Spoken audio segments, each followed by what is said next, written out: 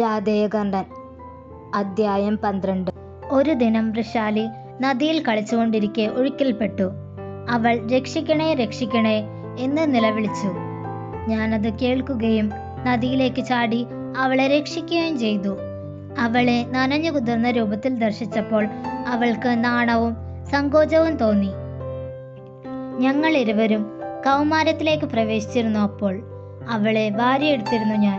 അവൾ എൻ്റെ കൈകളിലാണെന്ന ബോധം എന്നെ കോരിത്തെരിപ്പിച്ചു. ആ നിമിഷം അങ്ങനെ തന്നെ നിന്നിരുന്നെങ്കിലെന്ന് ആഗ്രഹിച്ചു. അവളോടുള്ള എൻ്റെ സ്നേഹം തുറന്നു പറയുവാൻ കഴിയാതെ ഞാൻ വീർപ്പ് മുട്ടിക്കൊണ്ടിരുന്നു. അന്നു മുതൽ അവൾക്ക് എന്നോട് ആരാധന തോന്നി തുടങ്ങിയിരുന്നു. അതിനു മുമ്പ് വരെ അവൾ എന്നെ ശ്രദ്ധിക്കാറുണ്ടെന്നല്ലാതെ ഒന്നും തന്നെ സംസാരിച്ചിട്ടില്ല. ഇന്നവൾ ഗൃഹത്തിലേക്ക് പോകും മുമ്പ് നന്ദിയുണ്ട് എന്ന് എൻ്റെ മുഖത്ത് നോക്കി പറഞ്ഞു. ആ നിമിഷം അവളുടെ കണ്ണുകളിലുള്ള തിളക്കം ഞാൻ ശ്രദ്ധിച്ചിരുന്നു. മറ്റെല്ലാ പെൺകുട്ടികളിൽ നിന്നും വ്യത്യസ്തയായിരുന്നു വൃഷാലി. അതുകൊണ്ട് എല്ലാ ആൺകുട്ടികളും അവളിൽ അനുരക്തയായിരുന്നു. എന്നാൽ അവൾ അതൊന്നും ശ്രദ്ധിക്കാറില്ല. അവരിൽ ഒരാളായി പോകുമോ ഞാനും എന്ന് ചിന്തിച്ചിരുന്നു. എന്തോ ഒരു ആകർഷണീയ ശക്തി വൃഷാലിക്കുണ്ട്. അതുകൊണ്ട് തന്നെ അവൾ എല്ലാവരാലും ആകർഷിക്കപ്പെട്ടുകൊണ്ടിരുന്നു. പെൺകുട്ടികൾ പോലും അവളെ അസൂയയോടെ നോക്കിക്കൊണ്ടിരുന്നു.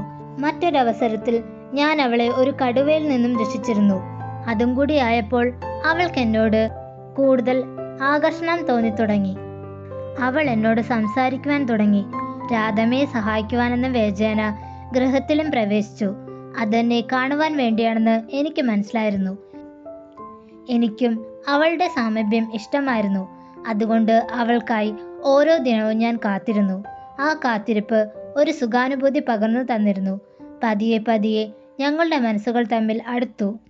അവളും ഞങ്ങളുടെ ഗൃഹത്തിലെ ഒരംഗമായി മാറി. വൃഷാലി ഇപ്പോൾ എൻ്റെ സഖി മാത്രമല്ല, പ്രണയ സഖി കൂടിയാണ്. അവൾ എന്നെ കർണ കർണ എന്നാണ് വിളിക്കാറുള്ളത്. അത് എനിക്ക് അരോചകമായി തോന്നി. ഞാനത് അവളോട് പറഞ്ഞു. അവൾ അപ്പോൾ തർക്കിച്ചു. നിന്നെ എല്ലാവരും കർണ എന്നല്ല വിളിക്കുന്നേ, അപ്പോൾ ഞാനും അത് വിളിച്ചാലെന്താ? മറ്റുള്ളവർ വിളിക്കുന്നത് പോലെയല്ല നീ എന്നെ വിളിക്കുന്നത്. ഞാൻ നിന്നെക്കാളും മുതിർന്നതാണ്. അപ്പോ ഞാൻ നിന്നെ ജ്യേഷ്ഠ എന്ന് വിളിക്കണോ? അത് വേണ്ട. പിന്നെ മറ്റെന്തെങ്കിലും നാമം കണ്ടുപിടിക്കൂ. വൃഷാലിയും കർണനും ചിന്തിക്കാൻ തുടങ്ങി. രാധയുടെ പുത്രൻ രാധേയൻ, അവൾ പറഞ്ഞു. അങ്ങയെ ഞാൻ ഇനി മുതൽ രാധേയൻ എന്ന് വിളിക്കാം, മതിയോ? കർണനും സന്തോഷമായി. ഇതിൽ കൂടുതൽ നല്ല പേര് ലഭിക്കുന്നതല്ല. അങ്ങനെ വൃഷാലി അന്നു മുതൽ കർണനെ രാധേയൻ എന്ന് വിളിക്കാൻ തുടങ്ങി. പിന്നീട് ആ നാമം ഏവരും വിളിച്ചു തുടങ്ങി. രണ്ടുപേരും പരസ്പരം പ്രേമിച്ചു തുടങ്ങി. വൃഷാലി രാവിലെ മുതൽ കർണന്റെ വീട്ടിലായിരിക്കും. നിദ്ര പോകുവാൻ വേണ്ടി മാത്രമാണ് അവൾ ഗൃഹത്തിലേക്ക് പോകുന്നത്. പെൺകുട്ടികൾക്കെല്ലാം എന്നോട് ആരാധനയായിരുന്നു. എന്നാൽ ഞാൻ അവരെ ആരെയും ശ്രദ്ധിക്കാറില്ല. ഞാൻ വൃഷാലിയെ മാത്രമായിരുന്നു ശ്രദ്ധിച്ചിരുന്നത്. ഞങ്ങൾ ഇരുവരും പരസ്പരം സമയം ചെലവഴിച്ചു. ഞാൻ വലിയ വലിയ മലകളിൽ നിന്ന് ചാടുമായിരുന്നു. അവൾ അതെല്ലാം അത്ഭുതത്തോടെ നോക്കി നിൽക്കും. അവൾക്ക് ഞാൻ അവിടെ നിന്നെല്ലാം പൂക്കൾ ശേഖരിച്ചു കൊടുക്കാറുണ്ട്. അവളോടുള്ള എൻ്റെ അനുരാഗം എത്രയുമുണ്ടോ അത്രയും തന്നെ ധനുർവിദ്യ പഠിക്കണമെന്ന മോഹവും എന്നിലുണ്ടായി.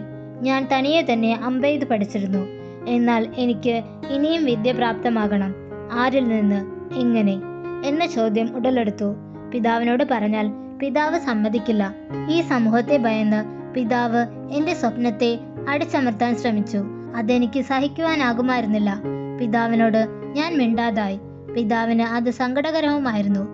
എൻ്റെ കുടുംബം തന്നെ എന്നെ മനസ്സിലാക്കാതായാൽ ഈ സമൂഹം എങ്ങനെ മനസ്സിലാക്കും? ഞാൻ എൻ്റെ ദുഃഖങ്ങൾ 3 പേരോടാണ് പങ്കുവച്ചിരുന്നത്. വൃഷാലി, ഗംഗാമാതാവ്, സൂര്യദേവൻ.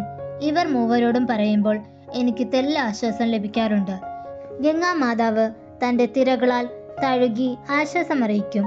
സൂര്യദേവൻ അദ്ദേഹത്തിന്റെ പ്രകാശത്തിലൂടെയും, വൃഷാലി അവളുടെ സ്നേഹത്തിലൂടെയും. വാക്കുകളിൽ മധുരം ചാലിച്ച് മയക്കുന്ന അവളുടെ കഴിവ് അപാരം തന്നെയാണ്. ഞാൻ അതിൽ പ്രസന്നനുമാണ്. അവളോട് സംസാരിക്കുമ്പോൾ ഞാൻ എൻ്റെ ദുഃഖങ്ങളെല്ലാം മറക്കും. ഞാൻ എനിക്കറിയാവുന്ന ചില അഭ്യാസങ്ങൾ വൃഷാലിയെ പഠിപ്പിച്ചിട്ടുണ്ട്. അവൾ പെട്ടെന്ന് തന്നെ അതെല്ലാം പഠിച്ചെടുക്കുകയും ചെയ്തു. അവളും പഠിക്കേണ്ടതാണെന്ന് എനിക്ക് തോന്നിയിരുന്നു. ഞാനുള്ളപ്പോൾ അവളെ ഞാൻ സംരക്ഷിക്കും. എന്നാൽ അവൾക്ക് സ്വയം സംരക്ഷിക്കുവാനാകണം എന്നാണ് ഞാൻ ആഗ്രഹിക്കുന്നത്. എല്ലാ സ്ത്രീകളും അങ്ങനെയാകണമെന്നാണ് എൻ്റെ ചിന്താഗതി. സ്ത്രീകൾ അബലകളാണെന്ന് അവർ സ്വയം വിചാരിക്കുന്നത് കൊണ്ടാണ് ഈ സമൂഹം അവരെ ചൂഷണം ചെയ്യുന്നത്. അങ്ങനെയല്ലെന്ന് അവർ ആദ്യം സ്വയം വിശ്വസിക്കണം. അതിനുശേഷം ഈ സമൂഹത്തെയും വിശ്വസിപ്പിക്കണം.